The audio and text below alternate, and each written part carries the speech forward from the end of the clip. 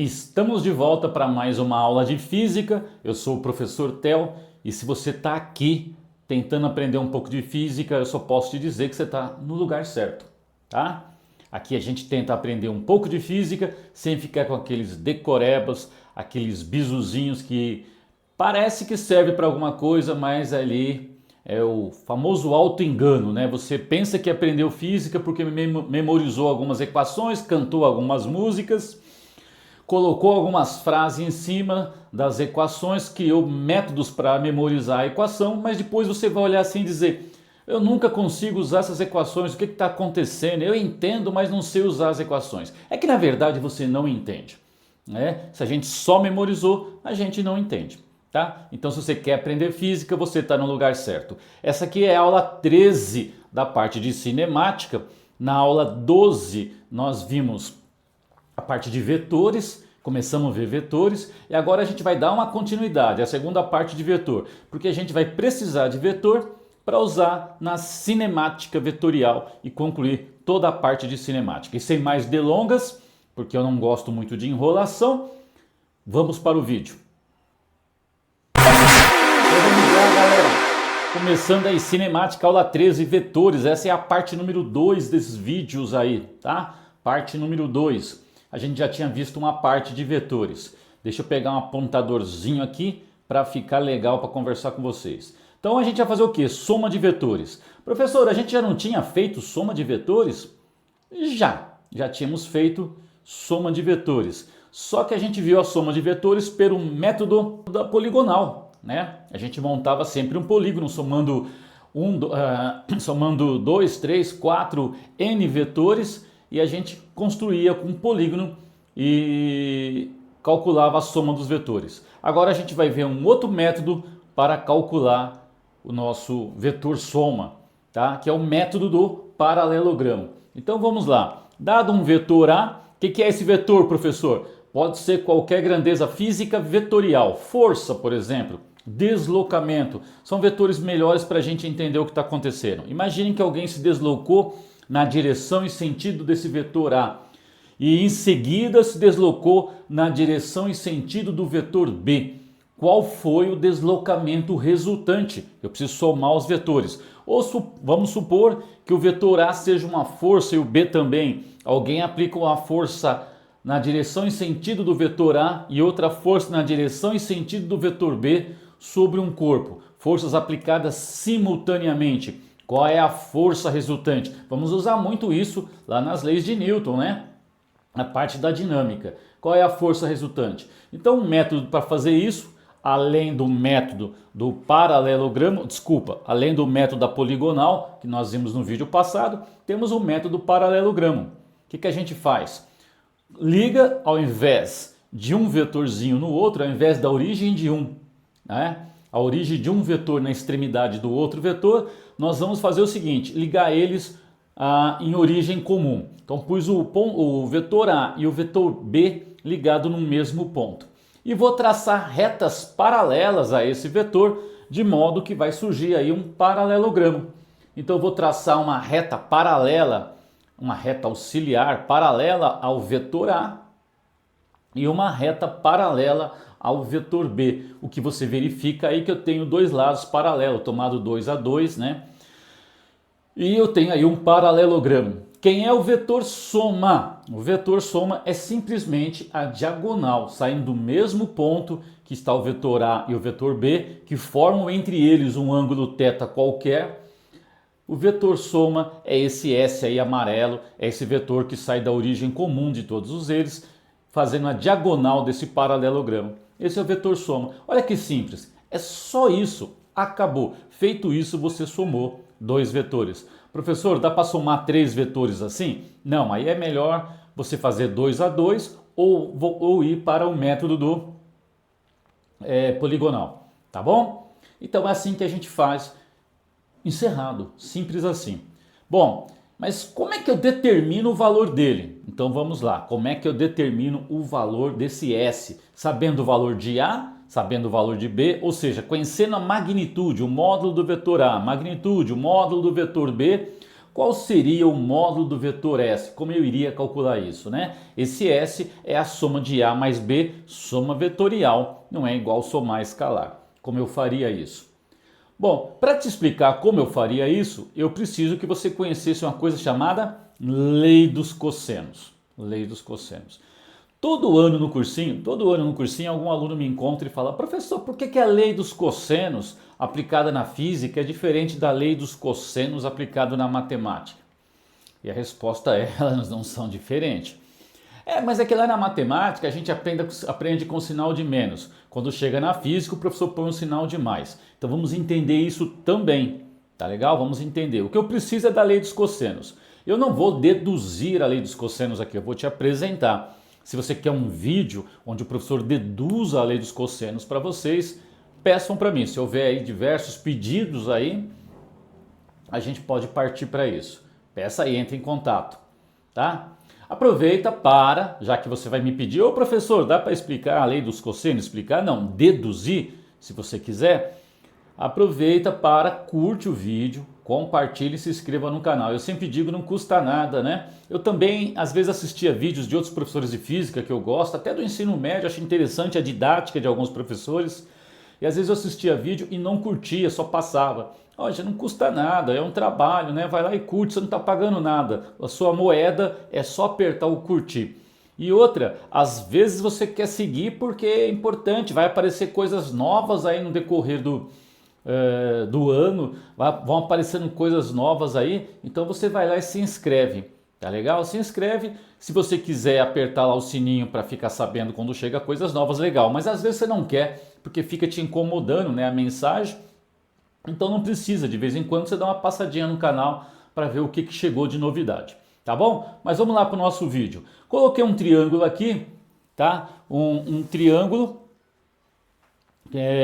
com os lados A, B e C e ângulos conhecidos. Entre os lados A e C tem o ângulo alfa, que está oposto ao lado A. Oposto ao lado B, né, entre A e C tem o ângulo beta. E oposto ao lado C do triângulo tem um ângulo gama qualquer entre os lados B e A, ângulo gama, ok? O que é a lei dos cossenos? Repito, aqui não estou deduzindo para você. A lei dos cossenos me diz o seguinte: se você conhecer dois lados e o ângulo entre eles, vou repetir, se você conhece dois lados e o ângulo entre eles, você consegue achar o lado oposto a esse ângulo, tá? Essa é a famosa lei dos cossenos.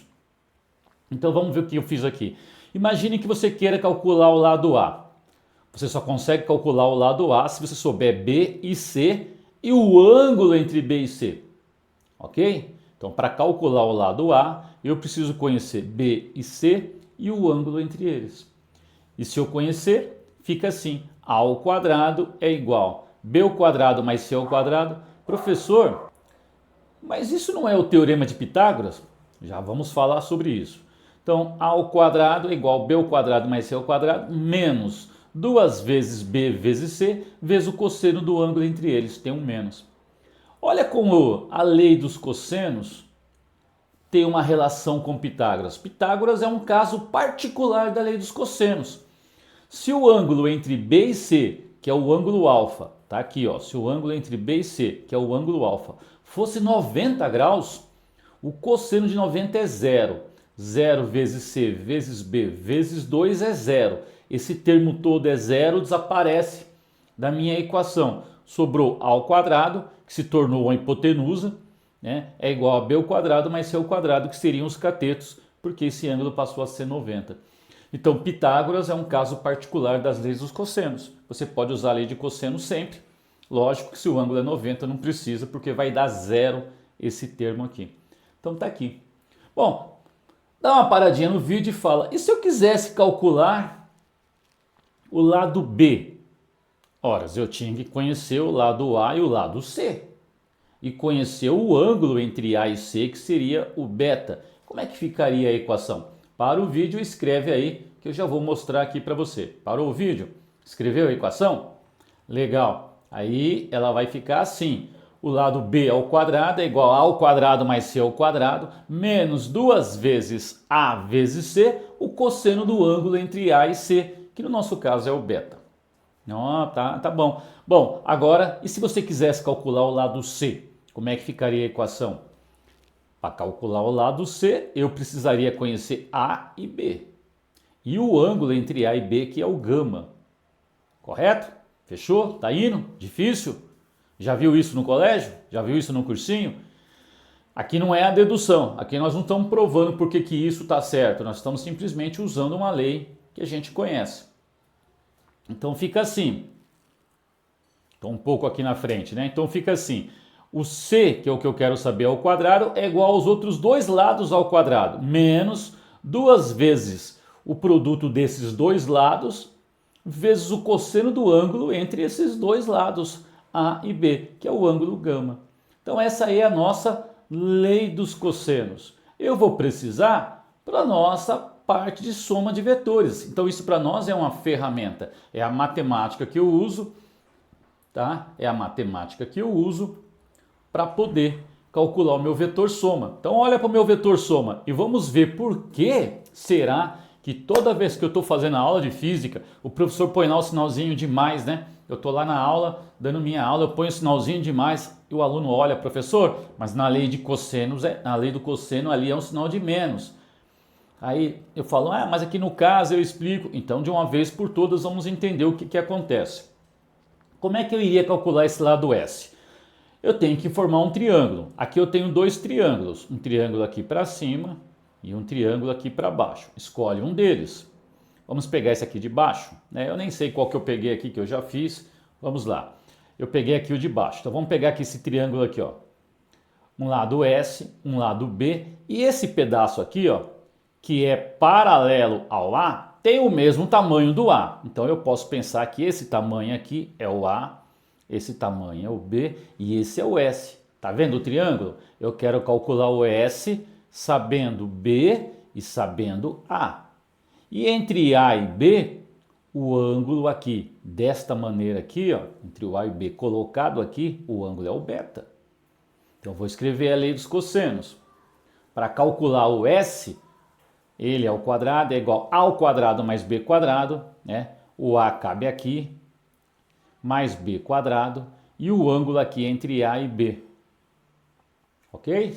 Menos 2AB. E o cosseno do ângulo beta. Veja que o sinal é menos, igual na matemática. Não tem uma lei dos cossenos para matemática e uma para física. Isso não existe.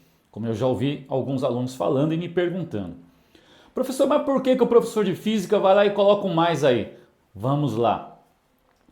Porque na maioria das vezes eu quero usar esse ângulo θ.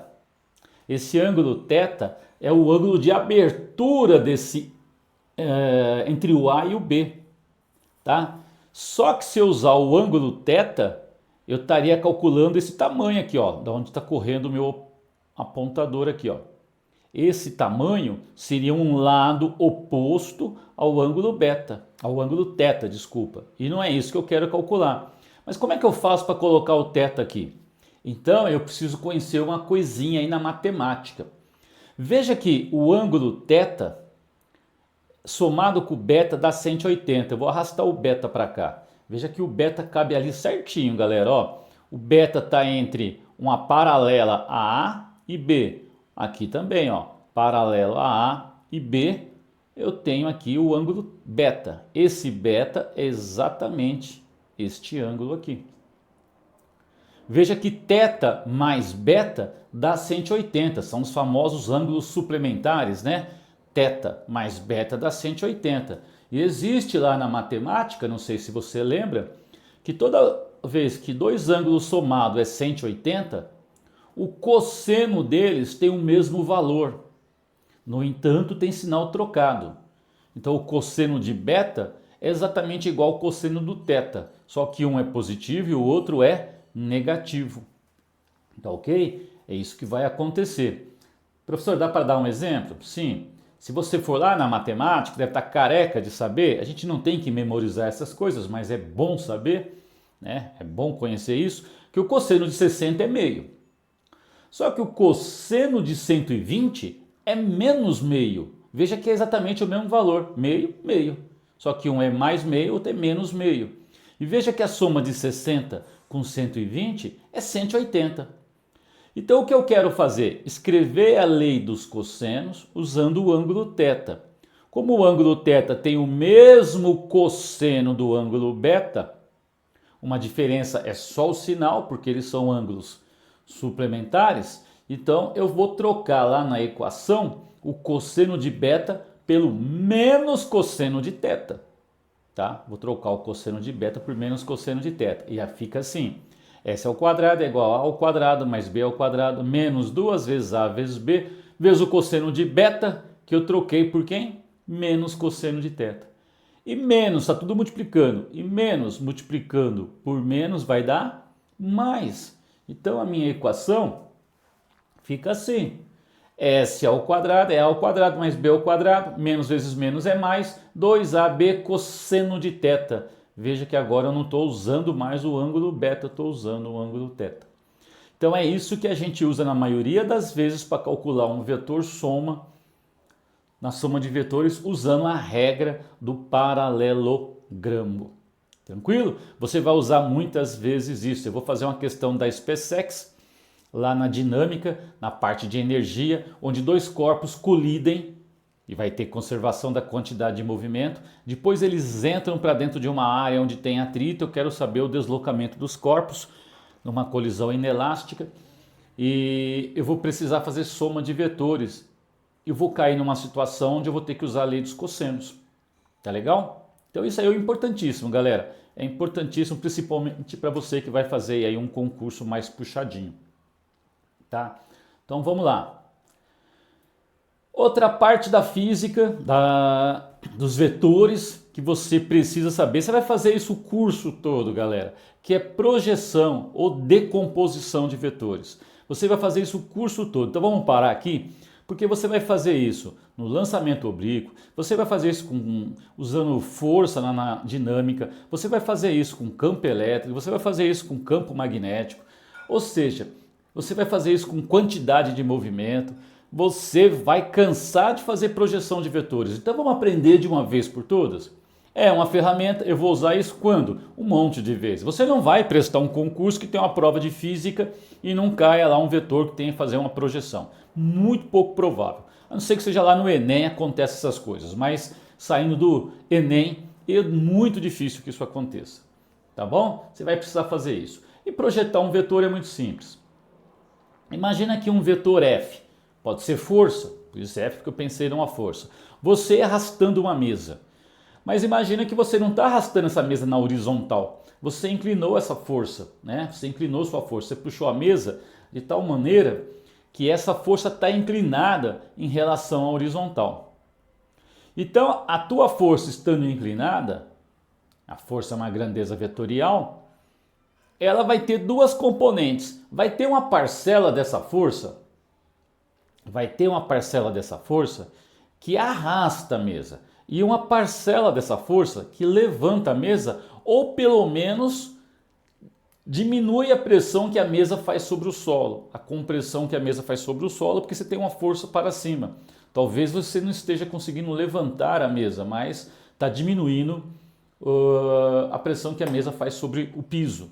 Tá ok? Então você tem duas componentes, a gente chama de componentes. Uma componente horizontal e uma componente vertical. Aí eu estou usando o eixo X e eixo Y, mas não necessariamente tem que ser X e Y, tá? Bom, o que eu vou fazer? Projetar o vetor. Pegar esse vetorzinho e deixar ele cair perpendicularmente, ortogonalmente ao eixo X. E colher aqui embaixo a sombra desse vetor F. A sua projeção. Eu estou decompondo ele na direção X. E eu vou chamar isso de F, porque o vetor é F. Fx, porque eu estou numa direção X. Veja que esse vetor é ligeiramente menor do que o valor de F. Se eu levasse ele aqui para cima, ele ia ser um pouco menor, tá? Eu também posso projetar esse vetor F jogando ele ortogonalmente à parede, ao eixo Y, e colher lá a sombra, né? Então eu jogo ele aqui, ó, e vou colher a sombra dele aqui na parede, aqui na direção y, e eu vou chamar esse vetor de fy. Fx e fy são componentes do meu vetor f. Veja que fx e fy junto com f formam um triângulo retângulo, né? Se eu arrastar esse fy aqui, veja que fx mais fy vai dar f, ok? Lembra lá da lei, né? Da lei do poligonal? Arrasta fx com fy e liga f, você faz um triângulo com eles. O f é a soma de fx com fy. Fx e fy são suas componentes. E o f tem uma inclinação em relação à horizontal, um ângulo θ. Normalmente o que eu preciso? Normalmente, com raríssimas exceções, eu tenho um valor de um vetor e eu quero achar suas componentes. Eu quero saber quanto vale fx, quanto vale fy, dado o valor de f. O que eu preciso aí é coisa bastante simples, galera. É uma trigonometria barata, aquela lá do triângulo retângulo que você aprende na maioria das escolas. Você começa a ver isso lá no 9º ano, né? Na maioria dos colégios, nem todo mundo vê, mas normalmente é por ali que você começa, tá? E aí você aprende uma coisa chamada seno. Seno de um ângulo é o cateto oposto dividido pela hipotenusa. Então vamos olhar para um triângulo aqui. Vamos imaginar o FY aqui, colocado bem nessa posição aqui, ó. Ele cabe exatamente aqui. Então ele é um cateto oposto ao ângulo θ. Confere? Oposto. Esse cara aqui é o maior lado, que é a hipotenusa. Então, se eu for aplicar seno aí, vai ficar assim. Seno do ângulo θ é o cateto oposto, que é o valor de FY, dividido pela hipotenusa. Normalmente eu quero calcular FY. A gente vai usar no lançamento oblíquo. Eu vou querer calcular a velocidade componente no eixo Y. Tá? Então, isolando FY, passa F multiplicando. FY é F seno θ. Veja, de modo geral, para você guardar e ir rápido para o resultado, de modo geral, um cateto oposto a um ângulo é sempre igual a hipotenusa vezes seno. De modo geral, um cateto oposto é sempre a hipotenusa vezes o seno. Ok? Se a gente aplicar lá o cosseno, a definição de cosseno, não tem jeito, galera. Eu sou contra a memorização, mas a memorização só pela memorização não serve para nada. Mas eu vou ter que guardar, memorizar algumas coisas. Se eu não souber o que é um seno, o que é um cosseno, se eu não souber que cosseno é cateto adjacente por hipotenusa, travou tudo, eu não faço nada. Vou ter que decorar um monte de outras coisas aí, fica muito difícil. Então o cosseno de θ vai ser um cateto adjacente. Adjacente é quem está do lado, né? É quem está juntinho ali, né? E a hipotenusa você já sabe. Olhando para a minha figura, quem está adjacente ao ângulo, juntinho ao ângulo, é o fx. A hipotenusa você já sabe que é o f. Então, se você jogar na equação, o cosseno de θ é fx sobre f. Isolando aí o fx, você tem quem? Você tem aí que fx é igual a f cosseno θ. De modo geral, um cateto adjacente a um ângulo é sempre a hipotenusa vezes o cosseno. Ok? Bacana, foi? Então é isso, gente. Projeção de vetor, decomposição de vetor é muito simples, tá? Curte, compartilha, me ajuda, se inscreve no canal, tá legal? E você vai usar isso o curso todo. O curso todo você vai precisar disso. Sem isso você não caminha. Valeu? Galera, a gente se vê aí para a próxima aula. Essa foi a aula 13 de cinemática, mas eu dei uma paradinha para mostrar vetores, que é uma ferramenta que a gente vai precisar. Valeu!